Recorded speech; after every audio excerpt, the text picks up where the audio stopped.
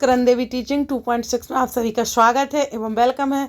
तो आज हम चैप्टर शुरू कर रहे हैं। जब जनता बगावत करती है तो 1897 और 1857 और उसके बाद, यानी 1897 की कहानी को पढ़ेंगे और उसके बाद की भी कहानी को पढ़ेंगे इस चैप्टर में। तो हमारे जो चैप्टर हैं चलते आ रहे हैं, 6 की एनसीईआरटी हो गई, 7 की हो गई, 8 की चल रही है, हिस्ट्री की चल रही, जो कि बहुत क्वेश्चन पूछे जाते हैं इसमें से, वो बहुत डीपली पूछे जाते हैं। आपको पूरी एनसीईआरटी पढ़नी होगी तभी आप उसके क्वेश्चन आंसर लगा पाएंगे। और ऐसा नहीं कि आप बगैर पढ़े ही एग्जाम क्लियर कर लेंगे केवल क्वेश्चन आंसर लगाने से, ऐसा कुछ नहीं है। पहले एनसीईआरटी लगाइए अच्छे पूर्ण तरीके से। अगर एनसीईआरटी हो जाएगी खत्म, उसके पास क्वेश्चन आंसर लगवाए जाते हैं इस चैनल पर, तो वो भी लगवा देंगे, तो आप फिर वो लगाइएगा तो कुछ बेटर रिजल्ट भी आप पा पाओगे। और जिसने इस चैनल को लाइक सब्सक्राइब नहीं किया है, नया है, तो लाइक सब्सक्राइब कर लीजिए, बेल आइकन को प्रेस कर दीजिए, जिससे आपके पास नोटिफिकेशन मिल सकेगा और आप टाइम बाय टाइम क्लास ले सकोगे। चलो आज की क्लासेस देखते हैं। तो नीतियाँ और लोग, जैसे कि हमने पिछली क्लासेसों में पढ़ा है कि जो ब्रिटिश लोग थे, अंग्रेज थे, वो कैसे शासन करना चाह रहे थे वो भारत पर, और भारत के किसानों से क्या क्या करवाना चाह रहे थे, क्या क्या अत्याचार कर रहे थे, क्या क्या अपनी नीतियाँ थोप रहे थे, कितने शासन थोप रहे थे उन पर कानून बना बना के।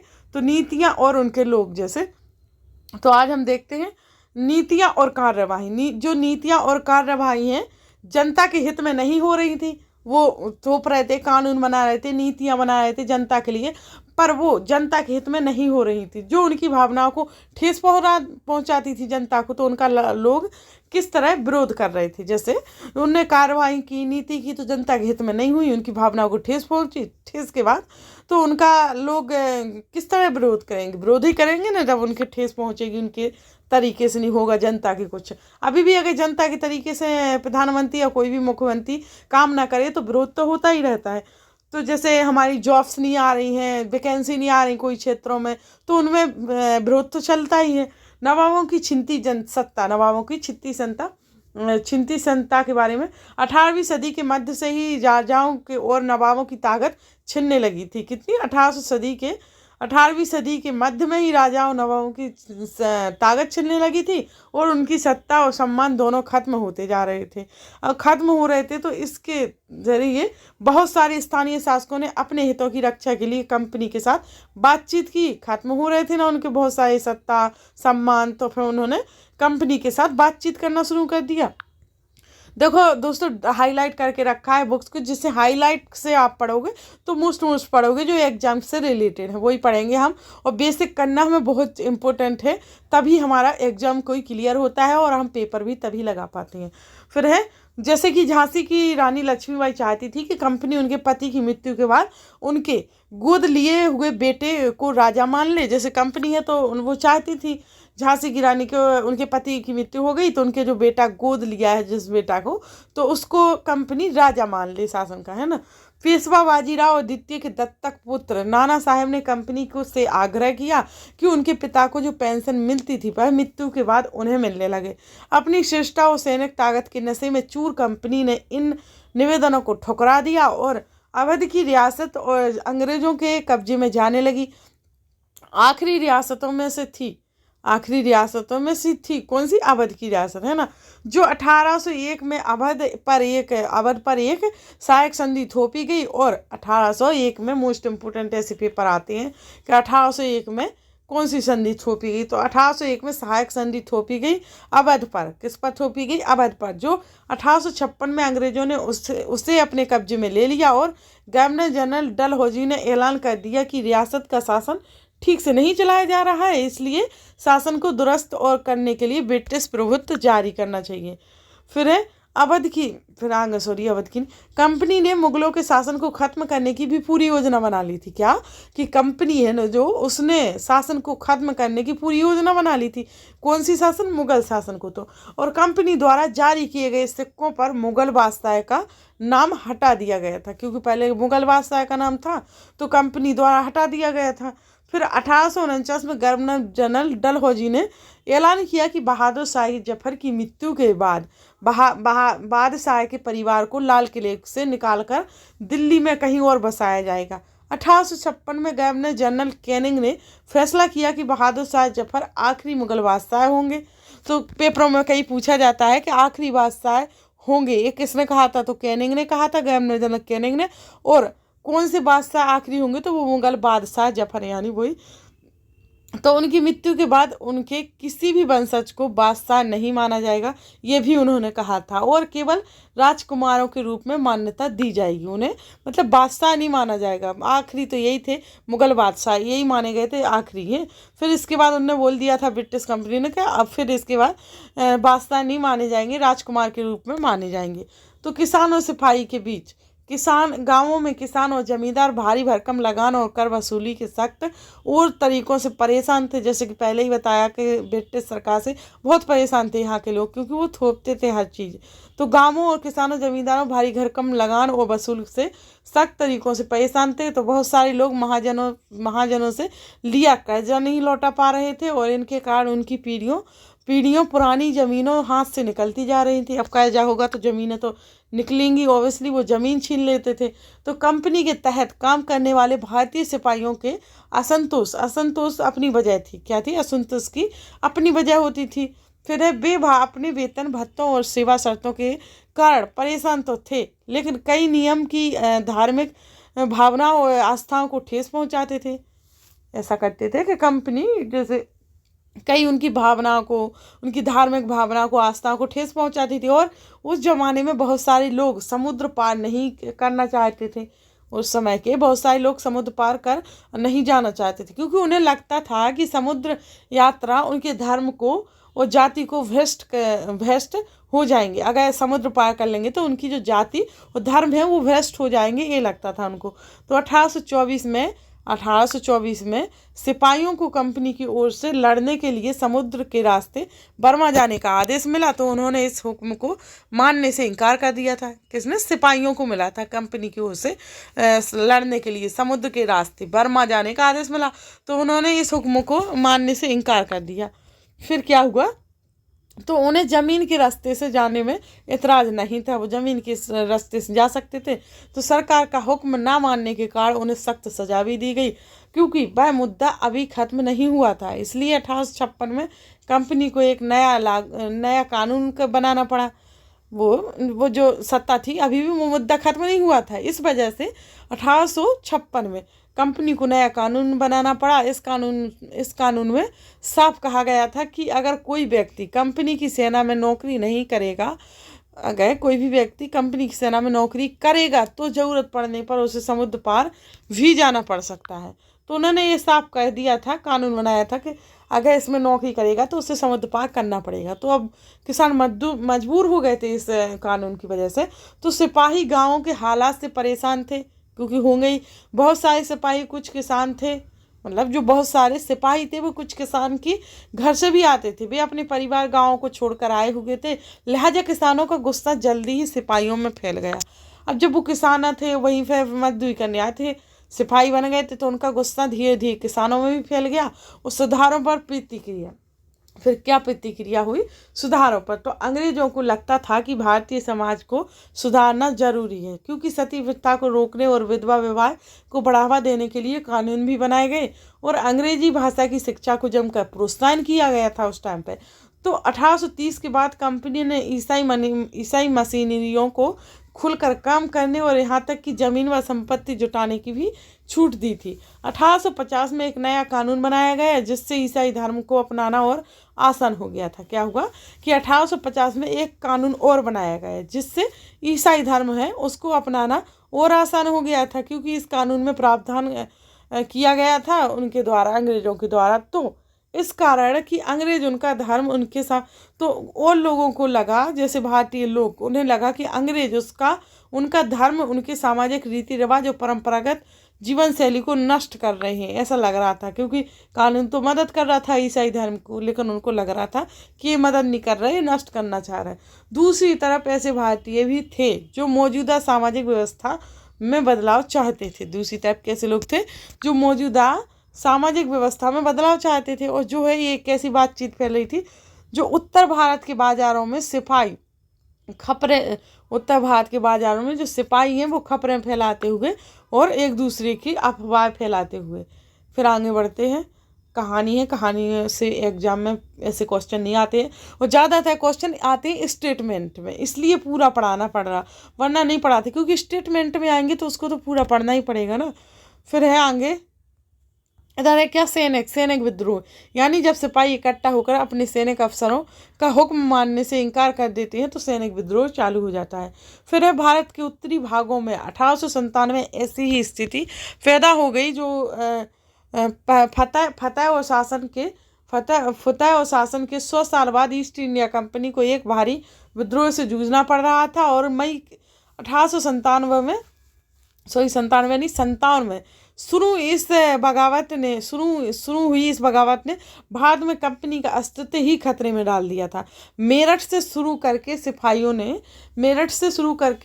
ने कई जगह बगावत की और समाज के विभिन्न तबकों के असंख्य लोग विद्रोही तेवरों के साथ उठ खड़े हो गए। और लोग मानते हैं कि 19वीं सदी में उपनिवेशवाद के खिलाफ दुनिया भर में यह सबसे बड़ा सशस्त्र संघर्ष था उस टाइम का, जो 1897 का। सबको पता है कि 1897 की क्रांति सबसे बड़ी क्रांति मानी जाती है, जो कि देखो इस प्रकार से युद्ध चलता था चित्र के अनुसार। मेरठ से दिल्ली तक तो 8 अप्रैल 1857 को युवा सिपाही, क्या हुआ, 8 अप्रैल 1857 को युवा सिपाही मंगल पांडे को बैरकपुर में अपने अफसरों पर हमला करने के आरोप में फांसी पर लटका दिया गया। बाद में चंद दिन बाद मेरठ में तैनात कुछ सिपाहियों ने नए कारतूसों के साथ और फौजी अभ्यास से इनकार कर दिया। तो सिपाहियों को लगता था कि उन कारतूसों पर गाय और सुअर की चर्बी का लेप चढ़ाया गया है। देखो ऐसे क्वेश्चन पूछे जाते हैं बहुत बार कि क्यों उन्होंने इनकार कर दिया था, सिपाहियों कारतूसों इनसे क्यों इनकार कर दिया था। वो इसलिए कर दिया गया था कि जो गाय और सुअर होते ना, गाय और सुअर की चर्बी से बनाया गया था, उनका लेप चढ़ाया गया था, इसलिए उन्होंने मना कर दिया था। तो 85 सिपाहियों को नौकरी से निकाल दिया गया, उन्होंने मना कर दिया। तो उन्हें अफसरों का हुक्म न मानने के आरोप में 10 साल की सजा भी दी गई। यह 9 मई 1897 की बात है, 1857 की बात है, 9 मई। मेरठ में तैनात दूसरे भारतीय सिपाहियों की प्रतिक्रिया बहुत जबरदस्त रही और 10 मई को सिपाहियों ने मेरठ की जेल पर धावा बोलकर वहां बंद सिपाहियों को आज़ाद करा दिया और उन्होंने अंग्रेज अफसरों पर हमला करके उन्हें मार गिराया और उन्होंने बंदूक और हथियार कब्जे में ले लिए और अंग्रेजों को इमारतों व संपत्तियों को आग के हवाले कर दिया गया। और फिर है अंग्रेजों के जाने के बाद देश का शासन कौन चलाएगा। तो सिपाहियों ने इसका भी जवाब ढूंढ लिया था कि मुगल सम्राट बहादुर शाह जफर को देश का शासन सौंपना चाहते थे। क्या कि मुगल सम्राट जो बहादुर शाह जफर थे वो देश का शासन उनको सौंपना चाहते थे। तो एक नज़र देख सकते हो, ये है कौन, मंगल पांडे की स्मृति जारी डाक टिकट, यानी जारी डाक के द्वारा मिली होगी तस्वीर। फिर है मेरठ के कुछ सिपाहियों की एक टोली 10 मई की रात को घोड़ों पर सवार होकर मुँह अंधेरे की दिल्ली पहुंच गई थी। तो वे बादशाह से मिलना चाहते थे। क्या ये टुकड़ी पहुंचकर क्या वो बादशाह से मिलना चाहते थे। बादशाह अंग्रेजों की भारी ताकत से दो हाथ करने को तैयार नहीं थे, लेकिन सिपाही भी अड़े रहे और आखिरकार वे जबरन महल में घुस गए और उन्होंने बहादुर शाह जफर को अपना नेता घोषित भी कर दिया था। फिर बूढ़े बादशाह को सिपाहियों की यह मांग माननी पड़ी और उन्होंने देश भर के मुखिया और शासकों को चिट्ठी लिखकर अंग्रेजों से लड़ने के लिए भारतीय राज्यों का एक संघ बनाने का आह्वान किया। और बहादुर शाह के इस एकमात्र कदम के गहरे परिणाम सामने आए। और ये हाईलाइट करके रखा, वो किस लिए करके रखा, क्योंकि वो आप पॉइंट नोट भी करते जाइएगा, वो पॉइंट आप नोट करते जाइएगा। इसलिए बहादुर शाह के इस एकमात्र कदम से गहरे परिणाम सामने आए और अंग्रेजों से पहले के देश में एक बहुत बड़े हिस्से पर मुगल साम्राज्य का ही शासन था। ज़्यादातर छोटे शासक और रजवाड़े मुगल बादशाह के नाम पर ही अपने इलाकों का शासन चलाते थे और ब्रिटिश शासन के विस्तार से भारतीय ऐसे बहुत सारे इलाकों को लगता था कि अगर मुगल बादशाह दोबारा शासन स्थापित कर ले तो वे मुगल आधिपत्य में दोबारा अपने इलाकों का शासन बेफिक्र होकर चलाने लगेंगे। ऐसा लगता था जनता को। अपने बहादुर शाह जफर पर इतना विश्वास था कि ये रहे बहादुर शाह जफर, है ना, ये रहे इनकी तस्वीर। फिर आगे बढ़ते हैं तो देखते हैं, ये है हमारे कौन, नाना साहब, ये है नाना साहब। फिर है तो अंग्रेजों को इन घटनाओं की उम्मीद नहीं थी। उन्हें लगता था कि कारतूसों के मुद्दे पर पैदा हुई उथल पुथल कुछ समय में शांत हो जाएगी, और लेकिन जब बहादुर शाह जफर ने बगावत को अपना समर्थन दे दिया तो स्थिति ऐसी हो गई कि रातों रात बदल गई स्थिति। अक्सर ऐसा होता था कि जब लोगों को कोई रास्ता दिखाई देने लगता था तो उनका उत्साह और साहस बढ़ जाता था। उन्हें आगे बढ़ने की हिम्मत और उम्मीद, आत्मविश्वास मिलता था। वो आत्मविश्वास मिल जाता था क्योंकि लोग चाहते ही थे आज़ाद होना, किसी के कब्जे में न रहना। कानून बनाते थे वो, ऐसे कानून बनाते थे जिसमें खुद के सांस भी नहीं लोग ले पा रहे थे। तो बगावत फैलने लगी। फिर जब दिल्ली से अंग्रेजों के पैर उखड़ गए तो लगभग एक हफ्ते तक कहीं कोई विद्रोह नहीं हुआ। जाहिर है कि खबर फैलने में भी कुछ समय तो लगना ही था, लेकिन फिर तो विद्रोहों का सिलसिला ही शुरू हो गया, और एक के बाद एक रेजिडेंट सिपाहियों ने विद्रोह कर दिया, और वे दिल्ली, कानपुर, लखनऊ जैसे मुख्य बिंदुओं पर दूसरी टुकड़ियों के साथ निकल पड़े। उनकी देखी देखी कस्बों और गांवों के लोग भी बगावत के रास्ते पर चलने लगे, और वे स्थानीय नेताओं और जमींदारों और मुखियाओं के पीछे संगठित हो चले, और ये लोग अपनी सत्ता स्थापित करने और अंग्रेजों से लोहा लेने को तैयार भी हो गए। जब इस प्रकार की टुकड़ी बनने लगी सब कुछ, तो सभी लोग तैयार हो गए थे इस प्रकार की विद्रोह के लिए। स्वर्गीय पेशवा बाजीराव के दंतक पुत्र नाना साहब कानपुर के पास रहते थे। उन्होंने सेना इकट्ठा की और ब्रिटिश सैनिकों को शहर से खदेड़ दिया। उन्होंने खुद को पेशवा घोषित कर दिया था, और उन्होंने यहाँ ऐलान किया कि वह बहादुर शाह जफर के तहत गवर्नर है। उन्होंने क्या ऐलान किया, तो उन्होंने किया कि बादशाह बहादुर शाह जफर के तहत गवर्नर है, और लखनऊ की गद्दी से हटा दिए गए नवाब वाजिद अली शाह के बेटे ब्रिजेश कंद्र को नया नवाब घोषित कर दिया। किसको घोषित कर दिया? नया नवाब। तो ब्रिजेश कंद्र को नया नवाब घोषित कर दिया था। किसके बेटे? अली शाह के बेटे को। तो ब्रिजेश कंद्र ने भी बहादुर शाह जफर को अपना बादशाह मान लिया था, और उनकी माँ बेगम हजरत महल ने अंग्रेजों के खिलाफ विद्रोह को बढ़ावा देने में बढ़ चढ़ कर हिस्सा लिया, और झांसी की रानी लक्ष्मीबाई भी विद्रोही सिपाहियों के साथ जा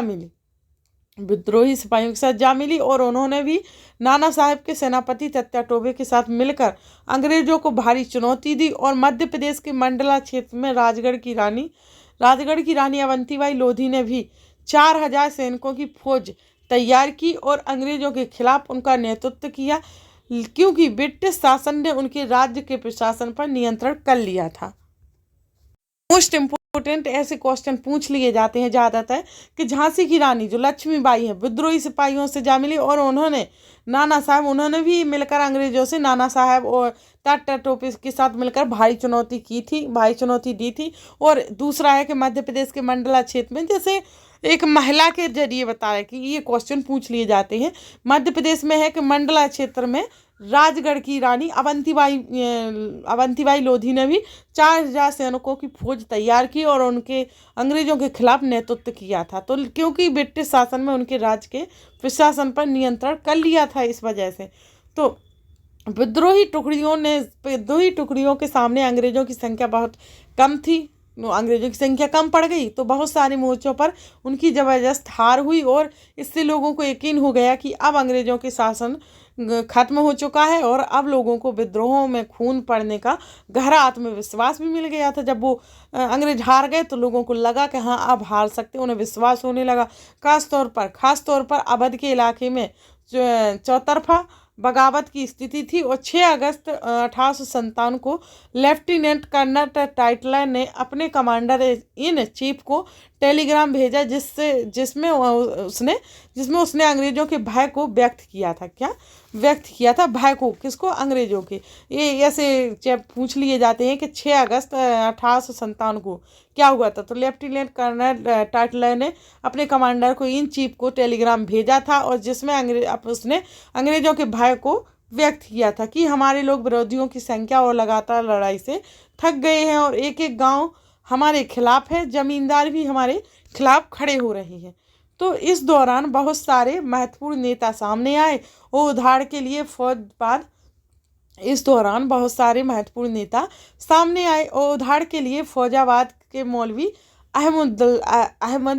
अहमदुल्ला शाह ने भविष्यवाणी कर दी थी कि अंग्रेजों का शासन जल्द ही खत्म हो जाएगा। तो वह समझ चुके थे कि जनता क्या चाहती है। इसी आधार पर उन्होंने अपने समर्थकों की एक विशाल संख्या जुटा ली और अपने समर्थकों के साथ वे भी एक अंग्रेजों से लड़ने लखनऊ जा पहुँचे और दिल्ली में अंग्रेजों का सफाया करने के लिए बहुत सारे गाजी यानी धर्म योद्धा इकट्ठे हो गए और बरेली के सिपाही बख्त खान ने लड़ाकों की एक विशाल टुकड़ी के साथ दिल्ली की ओर कूच कर दिया और इस बगावत में एक मुख्य व्यक्ति साबित हुए।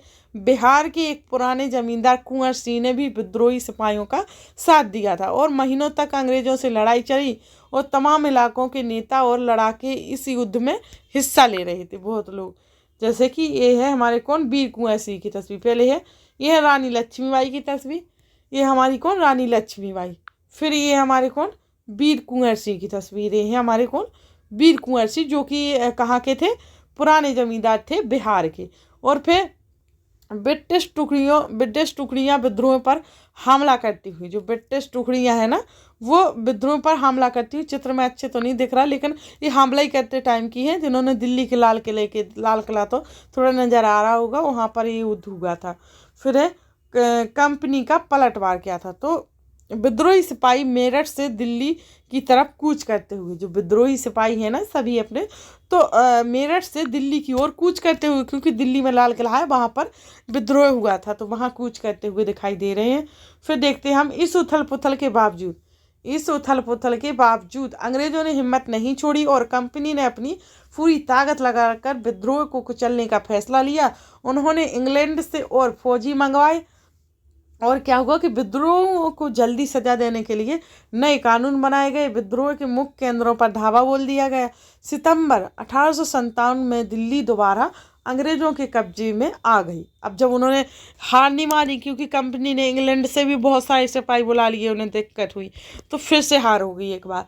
तो अंतिम मुगल बादशाह थे वो थे कौन, बहादुर शाह जफर पर मुकदमा चलाया गया और उन्हें आजीवन कारावास की सजा भी दे दी गई। उनके बेटों को उनकी आंखों के सामने गोली मार दी गई। जो उनके बेटा थे बहादुर शाह जफर के, उन्हीं के सामने उन्हें गोली मार दी गई और बहादुर शाह जफर और उनकी पत्नी बेगम जीनत महल को अक्टूबर 1858 में रंगून जेल में भेज दिया गया। तो ऐसे क्वेश्चन जरूर पूछ ले जाते हैं कि इनको कौन सी जेल में भेजा गया था, तो इनको 1858 में रंगून जेल में भेज दिया गया था इन दोनों को, ठीक है, बहादुर शाह जफर को और उनकी पत्नी बेगम जीनत महल को।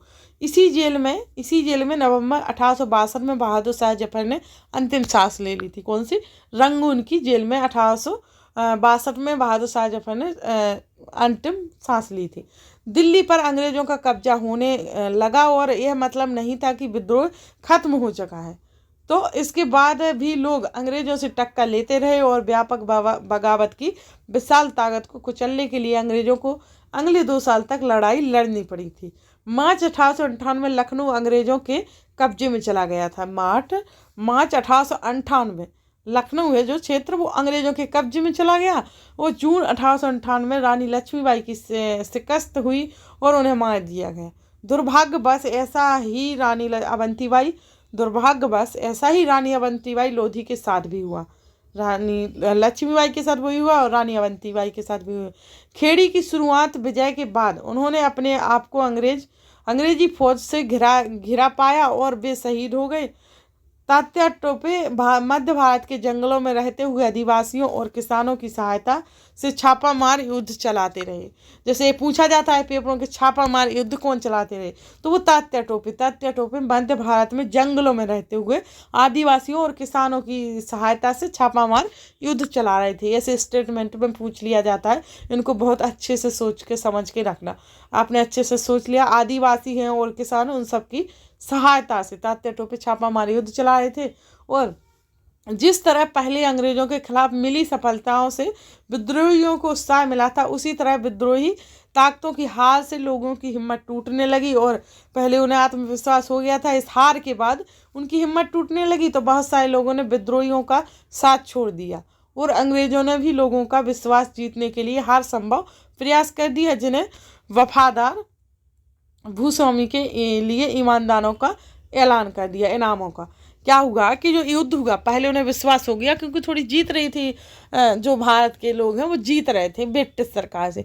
और जैसे ही वो इस भयानक युद्ध का शुरुआत की उसमें हार गए, तो क्या हुआ, जो लोग उन पर विश्वास करके, किसान भी उसमें टूट पड़े थे लड़ने के लिए, उनका विश्वास टूटने का लगा। तो अंग्रेजों ने जल्दी ही उनका विश्वास जीतने के लिए हर संभव प्रयास कर दिए कि इनका विश्वास हम जीत सकते हैं। फिर वे अंग्रेजों के सामने समर्पण कर देते हैं सभी, और अगर उन्होंने किसी अंग्रेज की हत्या नहीं की है तो वे सुरक्षित रहेंगे और ज़मीन पर उनके अधिकार और दावेदारी बनी रहेगी। इसके बावजूद सैकड़ों सिपाहियों, विद्रोहियों, नवाबों और राजाओं पर मुकदमे चलाए गए और उन्हें फांसी का पर लटका दिया गया। ऐसा हुआ था सभी विद्रोहियों के साथ। जैसे अंग्रेज टुकड़ियाँ कानपुर के पास विद्रोह को पकड़ लेती हैं, जो अंग्रेज जे फिर रहे अंग्रेज टुकड़ियाँ जो कानपुर के पास विद्रोह हो रहा था उनको पकड़ लेती हैं। तो विद्रोह के बाद के साल अंग्रेजों ने 1859 के आखिर तक देश पर दोबारा नियंत्रण पा लिया था, लेकिन अब वे पहले वाली नीतियों के सहारे शासन नहीं चला सकते थे। अंग्रेजों ने जो अहम बदलाव किए वो निम्नलिखित थे। कौन कौन थे बदलाव? तो ब्रिटिश शासन ने 1898 में एक नया कानून पारित किया और ईस्ट इंडिया कंपनी के सारे अधिकार ब्रिटिश साम्राज्य के हाथ में सौंप दिए, ताकि भारतीय मामलों को ज़्यादा बेहतर ढंग से संभाला जा सके। और ब्रिटिश मंत्रिमंडल को एक सदस्य को भारत मंत्री के रूप में नियुक्त किया जा सके। उसे भारत के शासन से संबंधित मामलों को संभालने का जिम्मा सौंपा गया और उसे सलाह देने के लिए एक परिषद गठन किया गया, ठीक है, जिसे इंडिया काउंसिलिंग कहा जाता है। क्या कहा जाता है उस परिषद को? India counselling. भारत के गवर्नर जनरल को वायसराय का ओहदा दिया गया। जो भारत के गवर्नर जनरल थे तो उन्हें वायसराय का ओहदा दे दिया गया। इस प्रकार उसे इंग्लैंड की राजा रानी का निजी प्रतिनिधि घोषित कर दिया गया। फलस्वरूप अंग्रेज सरकार ने भारत के शासन की जिम्मेदारी सीधे अपने हाथों में ले ली थी। फिर दूसरा है कि ये सब किसके बाद हुआ? जब वो हार गए भारत, उसके बाद तो देश के सभी शासकों को भरोसा दिया गया कि भविष्य में कभी भी उनके भू क्षेत्र पर कब्जा नहीं किया जाएगा और उन्हें अपनी रियासत अपने वंशजों यहाँ तक कि दत्तक पुत्रों को सौंपने की छूट दे दी गई। लेकिन उन्हें इस बात के लिए प्रेरित किया गया कि वे ब्रिटेन की रानी अपना आधिपत्य स्वीकार करें और इस तरह भारतीय शासकों को ब्रिटिश साम्राज्य के अधीन शासन चलाने की छूट दी गई। फिर क्या हुआ? सेना में भारतीय सिपाहियों का अनुपात कम करने और यूरोपीय सिपाहियों की संख्या बढ़ाने का फैसला किया गया और यह भी तय किया गया कि अवध, बिहार, मध्य भारत और दक्षिण भारत के सिपाहियों को भर्ती करने की बजाय अब गोरखा, सिखों और पठानों में से ज़्यादा सिपाही भर्ती किए जाएंगे। ये भी किया गया और ये सब उन्होंने बनाए। फिर ब्रिटिश सरकार ने ये जितने भी पॉइंट है सभी पढ़िए अच्छे से, क्योंकि स्टेटमेंट के जरिए क्वेश्चन आंसर पूछ लिए जाते हैं। तो मुसलमानों की ज़मीन और संपत्ति बड़े पैमाने पर जब्त की गई और उन्हें संदेह था कि सुक्ता के भाव से देखा जाने लगा। उन्हें क्या? सशक्ता के भाव से देखा जाने लगा। अंग्रेजों को लगता था कि यह विद्रोह उन्होंने ही खड़ा किया था और अंग्रेजों ने फैसला किया कि वे भारत के लोगों के धर्म और सामाजिक रीति रिवाजों का सम्मान करेंगे, क्योंकि उन्हें उनका विश्वास जीतना था भारत के लोगों का। भूस्वामी और जमींदारों की रक्षा करने और ज़मीन पर उनके अधिकारों को स्थायित्व देने के लिए नीतियाँ बनाई और इस प्रकार 1857 के बाद इस इतिहास का एक नया चरण शुरू हो गया था। जैसे कि यहाँ पर है क्या? उत्तरी भारत में विद्रोह के कुछ प्रमुख केंद्र हैं। उत्तरी भारत के विद्रोह के कुछ केंद्र हैं। कौन? दिल्ली, मेरठ में हुआ। दिल्ली में भयानक हुआ था। मेरठ, बरेली, लखनऊ, फैजाबाद और कहाँ? और कानपुर और झांसी, इन जगह पर हुआ था बहुत भयानक जो विद्रोह हुए थे। इस प्रकार से आज की क्लास यहीं पर समाप्त होती है। ये क्वेश्चन आंसर हैं कुछ। झांसी की रानी लक्ष्मीबाई झांसी की रानी लक्ष्मीबाई की अंग्रेजों से ऐसी क्या मांग थी जिसे अंग्रेजों ने ठुकरा दिया था। तो उनकी मांग क्या थी, आपने पढ़ाई है कि उनकी मांग थी कि उनके पति के मर जाने के बाद उनका बेटा जिसको गोद लिया है उसको राजा मान लिया जाए, है ना। तो ये उनकी मांग थी।